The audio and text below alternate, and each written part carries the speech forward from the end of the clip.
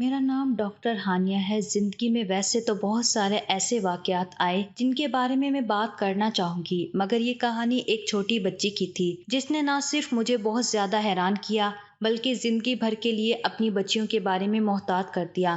جمعے کا دن تھا جب ایک عورت اپنی 12 سالہ بچی کو لے کر میرے آفس میں داخل ہوئی تھی۔ میری نظر اس بچی پر پڑی تو میں حیران رہ گئی تھی۔ بچی کا پیٹ غیر معمولی حد تک بڑا ہوا تھا۔ جب میں نے اس بچی کو دیکھا تو مجھے ایسا لگا کہ شاید اسے کوئی بیماری ہوگی یا پھر پیٹ اس لیے بڑا ہوگا، شاید پیٹ میں پانی جمع ہو گیا ہوگا۔ مگر جب میں نے بچی کی ماں کی طرف دیکھا تو اس کی آنکھوں میں آنسو تھے۔ میں نے ان سے پوچھا، کیا بات ہے محترمہ، آپ کیوں رو رہی ہیں؟ میری بات سن کر اس نے میرے آگے دامن پھیلا دیا۔ میں نے جب اس کی طرف نہ سمجھی سے دیکھا، اس نے اپنی چادر اپنے سر سے اتاری اور میرے قدموں میں رکھ دی۔ ڈاکٹر صاحبہ، خدا کے لیے میری عزت بچا لیں۔ میں نے لڑکی کی ماں کی طرف دیکھا تو میں سمجھ گئی کہ وہ بچی امید سے تھی، اور اب اس لڑکی کی ماں مجھ سے یہ کہہ رہی تھی کہ میں اس کی جان یعنی اس کی عزت بچا لوں تاکہ کسی کو بھی یہ نہ معلوم ہو کہ اس کی بچی امید سے تھی۔ میں نے اس کی طرف بے یقینی سے دیکھا اور کہا کہ میں اس کا الٹرا ساؤنڈ کرتی ہوں۔ نہیں ڈاکٹر صاحبہ، الٹرا ساؤنڈ کرنے کی ضرورت نہیں ہے، میری بچی پیٹ سے ہے۔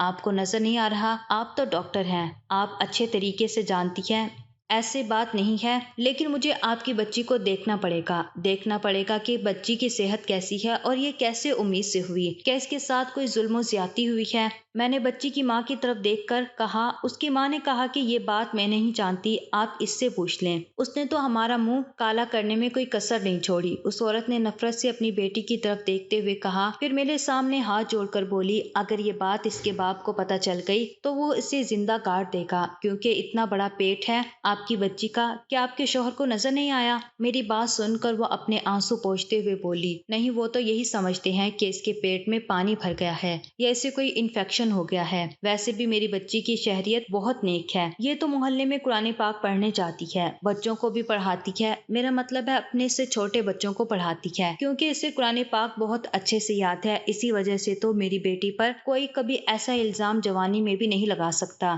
یہ تو بچپن ہے اس کا، اور آپ یہ مت سمجھیں کہ میں اس کی ماں ہو کر اس کی طرفداری کر رہی ہوں، بلکہ بات اصل میں یہی ہے کہ ہمارے بچے بہت نیک ماحول میں رہتے ہیں، پلتے بڑھتے بھی بہت اچھے سے ہیں اور انہیں کسی چیز کی کمی نہیں ہے۔ اسکولوں کا ماحول بھی اچھا ہے، ہر طرح کی سہولت ہے۔ میری بچی کے ساتھ ایسا کوئی معاملہ نہیں ہے، لیکن بس کیا کریں، جو اللہ کی مرضی۔ یہ کہہ کر اس عورت نے سر جھکا لیا تو مجھے اس پر شک ہونے لگا تھا۔ ایسا تو ہو ہی نہیں سکتا تھا کہ بنا کسی آدمی کے، بنا کسی ظلم و زیادتی کے یہ بچی امید سے ہو گئی ہو۔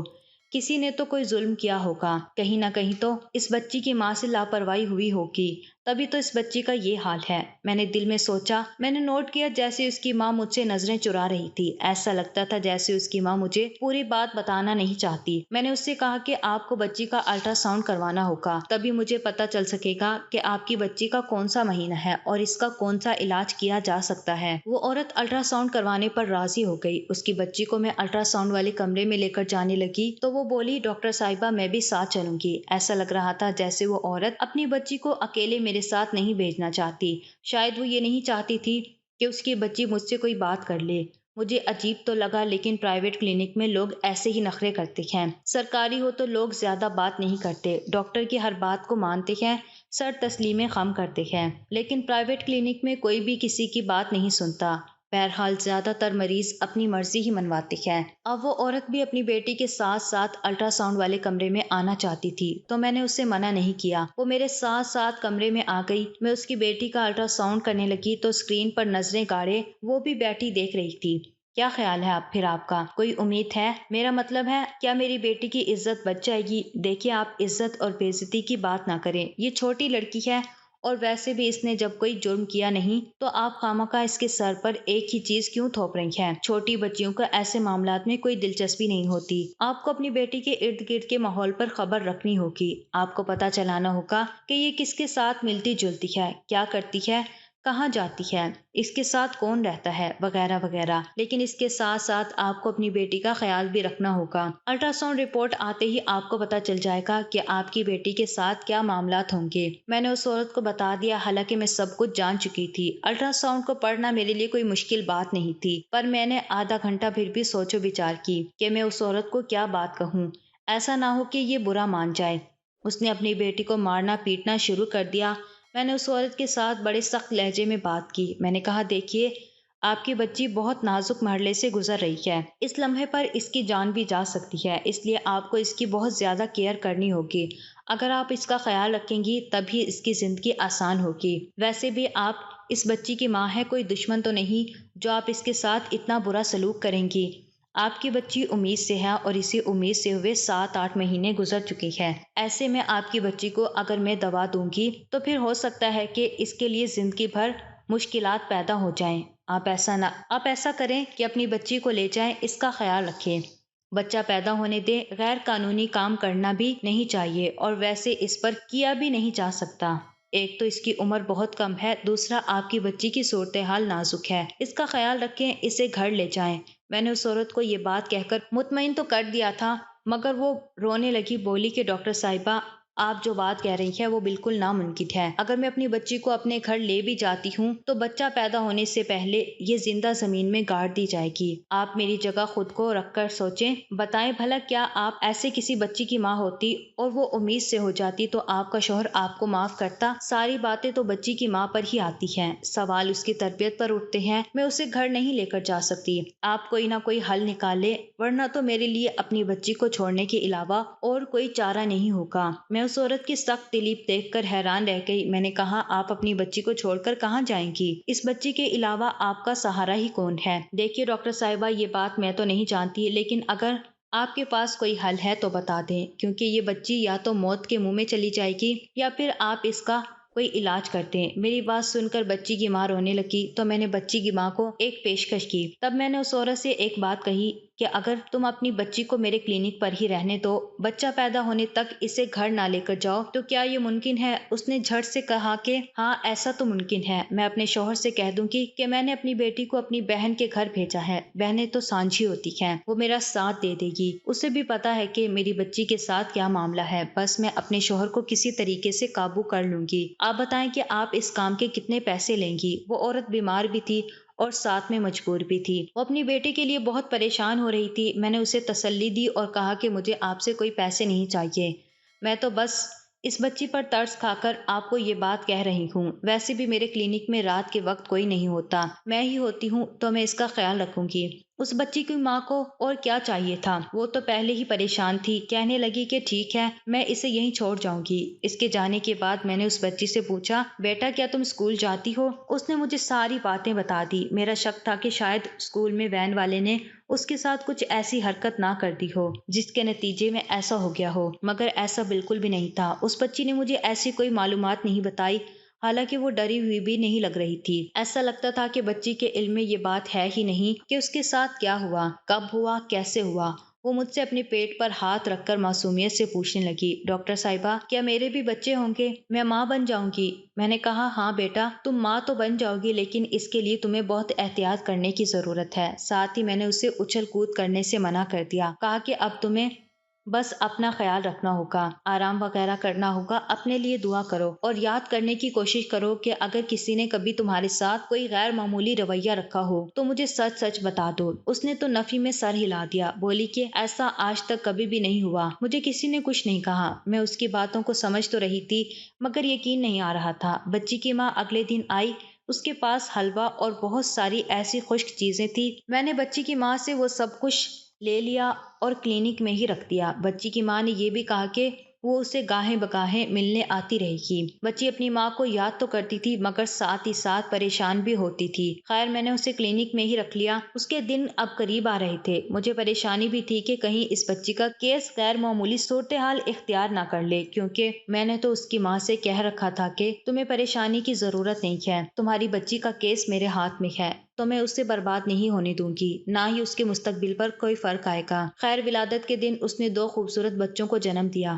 بچے گول مٹول، پیارے اور صحت مند تھے۔ میں نے جب ان بچوں کو دیکھا میری تو حیرت کی انتہا نہ رہی۔ وہ دونوں جڑواں بچے تھے، آج تک میں نے ایسا ہوتے نہیں دیکھا تھا۔ بچی کی صحت بہت خراب تھی، میں اسے ہسپتال سے سیدھا گھر لے کر گئی تھی۔ اب وہ بڑی بڑی عورت معلوم ہو رہی تھی، مجھے اس پر دکھ بھی ہو رہا تھا۔ میں نے اس سے دوبارہ سے پوچھنے کی کوشش کی، اسے کچھ نہیں پتا تھا۔ وہ بچے اسی کے تھے پر میں نے سختی سے منع کر دیا کہ وہ گھر میں یہ بات کسی کو نہ بتائے۔ بچی کی ماں کو بھی میں نے ساری حقیقت بتا دی تھی کہ 2 بچے بچے جو پیدا ہوئے وہ بچے میں کسی بے اولاد جوڑے کو دے دوں گی۔ آپ کو اس کے بارے میں فکر کرنے کی ضرورت نہیں ہے۔ بچی کی ماں اپنی طرف سے بے فکر ہو گئی۔ اس نے مجھے ہزاروں روپے دیے اور بولی کہ آپ کا بہت شکریہ، آپ نے اس مشکل وقت میں میرا ساتھ دیا۔ میں نے اپنے شوہر سے کہہ دیا تھا کہ میں اپنی بچی کو اس کی خالہ کے گھر چھوڑ آئی ہوں۔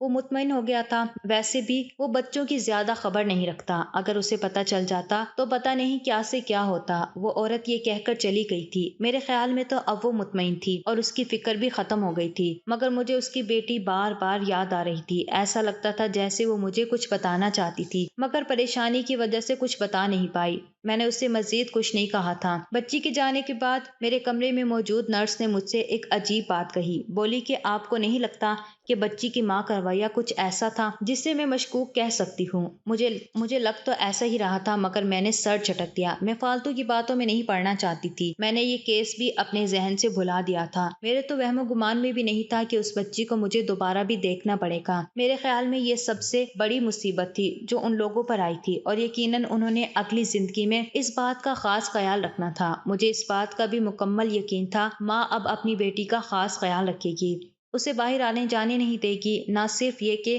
اس کی ہر حرکت پر نظر رکھے گی، بلکہ اس کے ملنے جلنے والوں پر بھی دھیان کرے گی۔ میں نے یہی سوچا تھا کہ یہ آخری اور پہلا واقعہ ہوگا جو اس بچی کی زندگی میں آئے گا، مگر پھر وہ ہوا جو میں نے سوچا بھی نہیں تھا۔ تقریباً 7-8 مہینے گزر رہے تھے کہ وہ بچی دوبارہ میرے کلینک میں داخل ہوئی۔ اس بار اس کی ماں بھی ساتھ تھی اور بچی نے بڑا سا دوپٹہ اوڑھ رکھا تھا۔ بچی کا قد کافی بڑھ چکا تھا، لگتا تھا کہ اب اس کی زندگی میں کوئی اور مسئلہ ہے۔ میں سمجھی کہ شاید کوئی دوسرا مسئلہ ہے جس کے لیے وہ میرے پاس بات کرنے کے لیے آئی ہے، مگر اس نے تو آتے ہی میرے سر پر حیرتوں کے پہاڑ گرا دیے۔ میں نے پوچھا کہ کیوں آنا ہوا؟ کہنے لگی کہ میری بچی میں دوبارہ سے وہی علامتیں ظاہر ہو رہی ہیں۔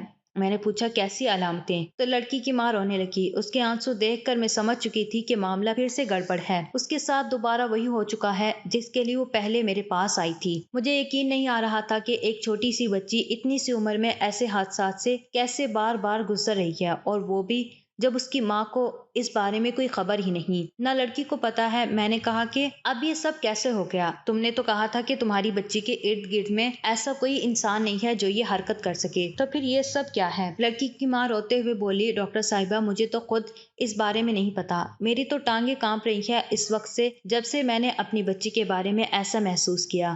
آپ کم از کم اس کا ٹیسٹ کر کے پتہ لگائیں کہ جو کچھ میں سوچ رہی ہوں وہ صحیح ہے یا غلط، کیونکہ ابھی تک میں نے اس کا کہیں اور ٹیسٹ نہیں کروایا۔ آپ چونکہ میرے حالات سے پہلے بھی واقف ہیں، اس لیے میں آپ کے پاس تشریف لائی ہوں۔ آپ خدا کے لیے چیک کر کے بتا دیں کہ جو کچھ بھی میں سوچ رہی ہوں وہ صحیح ہے یا غلط۔ اللہ کرے کہ یہ سب جو میں سوچتی ہوں جھوٹ نکلے، ورنہ تو میں جیتے جی مر جاؤں گی۔ اب اس کے باپ سے کیا بہانہ کروں گی میں؟ اب تو میری زندگی میں وہ طوفان آئے گا کہ میری زندگی ہمیشہ کے لیے تباہ ہو جائے گی۔ میں نے اسے تسلی دی اور کہا کہ آپ خوامخواہ شک نہ کریں، پہلے مجھے آپ کی بچی کو چیک کرنے دیں۔ جب تک ٹیسٹ کی رپورٹ نہیں آتی تب تک آپ کوئی اندازہ قائم مت کریں۔ مگر میں جب اسے الٹرا ساؤنڈ والے کمرے میں لے کر گئی تو الٹرا ساؤنڈ کی سکرین پر نظر پڑتے ہی میرے تو قدموں تلے سے زمین نکل گئی۔ میری آنکھیں پھٹی کی پھٹی رہ گئی تھی۔ میں ایسا سوچ بھی نہیں سکتی تھی کہ دوبارہ سے وہی سب کچھ ہو جائے گا۔ میں نے لڑکی کی ماں کو بھی سچ سچ بتا دیا۔ کہنے لگی کہ ایسا مت کہیں، کہہ دیں کہ یہ جھوٹ ہے۔ میں سچ کہتی ہوں، قرآن پر ہاتھ رکھ کر قسم کھانے کو تیار ہوں کہ میں نے جو کچھ بھی کہا ہے وہ بالکل صحیح کہا ہے۔ میں اپنی بیٹی کے بارے میں کسی مجرم کو نہیں جانتی۔ اب شاید سب مجھ پر ہی شک کریں، سوچیں گے کہ یہ کیسی ماں ہے جو اپنی بیٹی کے بارے میں اتنی سی بات بھی نہیں جانتی، لیکن قسم کھا کر کہتی ہوں مجھے واقعی میں ہی نہیں پتا کہ یہ سب کچھ کیسے ہوا ہے۔ میں نے کہا دیکھیے، دکھی ہونے کی ضرورت نہیں ہے، کیونکہ دوائیوں کے استعمال سے معاملہ ٹھیک ہو جائے گا۔ آپ کو وہ پریشانی تو نہیں ہوگی جو اس سے پہلے ہوئی، مگر بار بار ایسا ہونے سے آپ کی بچی کی صحت گر جائے گی۔ بہت کم عمری میں ایسے معاملات بچیوں کے لیے بہت خطرناک ہوتے ہیں۔ آپ کو بھی پتا ہے کہ اس کی صحت کیسی ہے، ایک تو عمر کم ہے، دوسرا کمزور اور مریل سی ہے۔ آپ کو اس کا خیال رکھنا ہوگا۔ میری بات سن کر اس نے کہا کہ بالکل، خیال تو میں رکھوں گی، آپ دوائیاں دے دیں، مگر مجھے بتا دیں کہ میری بچی کا مجرم کون ہے۔ وہ عورت میرے کلینک میں بیٹھی رونے لگی۔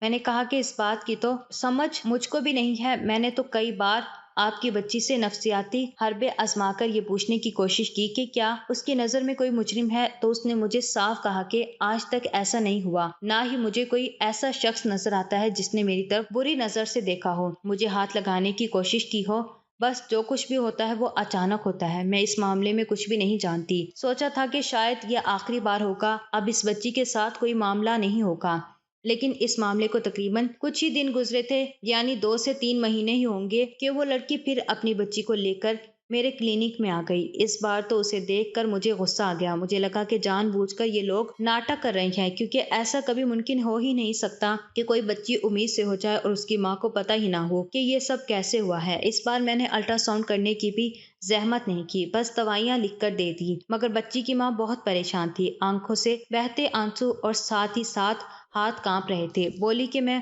کہاں جاؤں گی؟ اگر دوبارہ میری بچی کے ساتھ یہی کچھ ہو گیا تو میں کیا کروں گی؟ میں نے کہا محترمہ، آج کے زمانے میں اتنا بے وقوف تو کوئی بھی نہیں ہے جتنا آپ مجھے سمجھ رہی ہیں۔ آپ کی بچی کے ساتھ جو بھی ہو رہا ہے اس کا مجرم آپ کے گھر میں ہی موجود ہوگا، یا تو آپ نے دوسری شادی کر رکھی ہے، یا تو آپ کا شوہر اس بچی کا سوتیلا باپ ہے، یا تو پھر کوئی اور معاملہ ہے جو آپ مجھے بتا نہیں رہی۔ اگر ایسا نہیں ہے تو پھر آپ اپنی بچی کی حفاظت کریں، اسے ہر وقت اپنے ساتھ رکھیں۔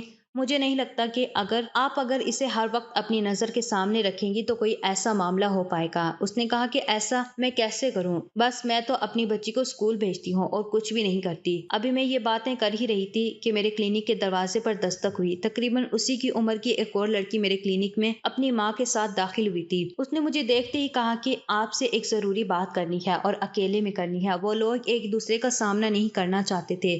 اس عورت کے ساتھ بھی اپنی 12-13 سالہ بچی تھی اور ساتھ وہ خود بھی بہت پریشان تھی، آنکھوں سے آنسو جھلک رہے تھے۔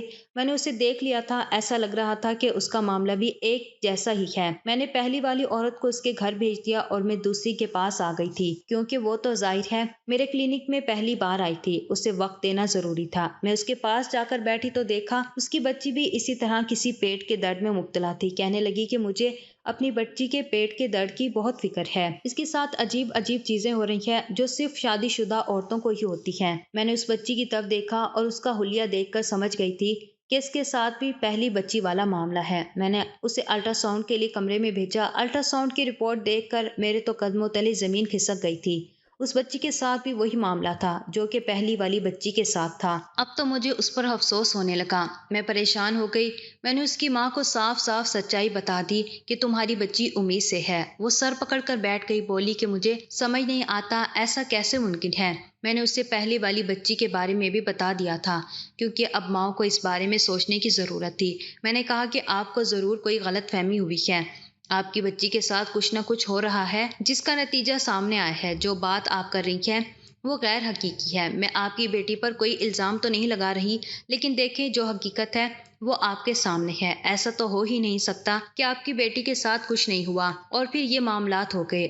آپ کو بھی تو اپنے بچے کی دیکھ بھال کرنے کی ضرورت ہے، ان پر نظر رکھنے کی ضرورت ہے۔ میں نے اس کی ماں کو بھی جب یہ بات کہی تو وہ زاروں قطار رونے لگی، بولی کہ ہانیہ، اس میں میرا کوئی قصور نہیں ہے، میری بچی بس اسکول جاتی ہے اور گھر آ کر بس کھیلنے کودنے کے لیے جاتی ہے۔ میں نے ان سے پتہ کیا تو معلوم ہوا کہ یہ اور پہلے والی بچی ایک ہی محلے میں رہتی ہیں، ایک ہی اسکول میں پڑھتی ہیں اور آپس میں ایک دوسرے کو جانتی بھی ہیں۔